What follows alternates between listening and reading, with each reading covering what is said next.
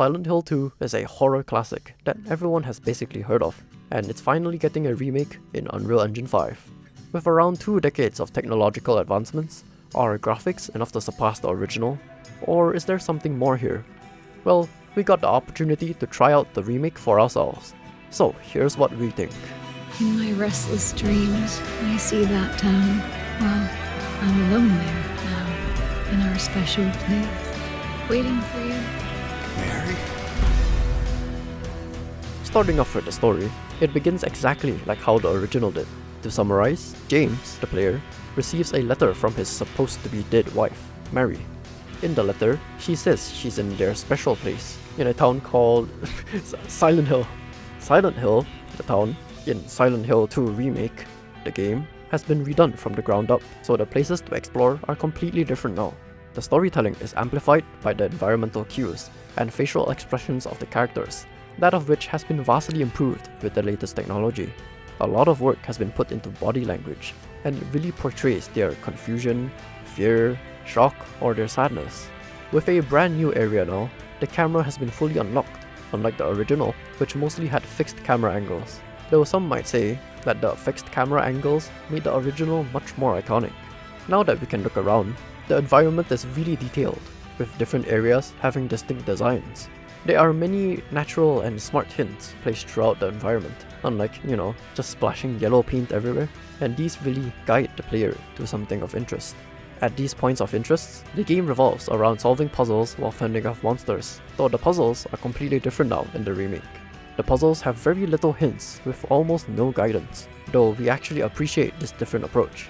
Many puzzles in other modern games are just way too easy, and they just hold your hand too much. Here, players are encouraged to analyze the items or notes in the area. For example, finding a broken item with glue next to it, or using a map that is, actually a map. There are no obvious markers or HUD overlays, but when there are interactive objects, they do glow a little or have a little white dot as a marker, which is a nice quality of life addition. We think this makes the game way more immersive, as if we are the character observing these items, while at the same time not being overly tedious. It did surprise us that the puzzles do change with the difficulty you select, so if you're a completionist, well, you might have to replay the game a few times if you really want to see it all. These puzzles also sometimes tell a short story, like from a handwritten note, where it briefly tells what happened before James arrived, without using the audio logs which are so common today. While you solve the puzzles, you have to deal with monsters in the area, and that's where the combat comes into play. The combat is pretty simplistic, where you just dodge and swing at enemies. Later on, you will get access to guns as well, and ammo is pretty common to find, but you still won't have more than 10 shots or so at a time, and enemies take multiple bullets to kill anyway, so it will be a tough choice between spending more ammo or conserving it. The monsters still aren't a big deal though, unless they're in big groups, but they're usually alone. Combat was never the main focus of Silent Hill, and that's the case with this remake as well.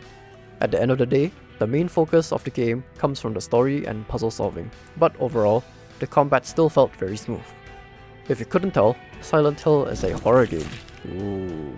Now, many horror games use cheap jump scares to sell the so-called horror, and while it might be scary at first, the shock factor will eventually die down, and the horror element is basically non-existent now. Games that can truly keep that dreadful feeling going really extracts the potential of horror, but it takes noticeably more effort to create that tense atmosphere without making things too obvious. In the Silent Hill 2 remake, they brought back Akira Yamaoka, the guy who worked on the original OSTs. They retained this creepy and decaying atmosphere through the use of music, where the tone will change depending where you are. Let's say an enemy is nearby, it will create anticipation and fear for the things we can't see. This was also amplified by the incredible sound design, where in some moments, it's eerily quiet. Then there's a small sudden that just stands out in the background, and it's these moments that really drives up the tension and plays with your imagination. We always get this feeling whenever we encounter monsters, or from claustrophobia, and just the overall vibe of the area. The monsters are just straight up gross though, like one of them pukes I think. Our playtest only lasted around 3 to 4 hours, so that's all we were able to see. This game really is just a remake.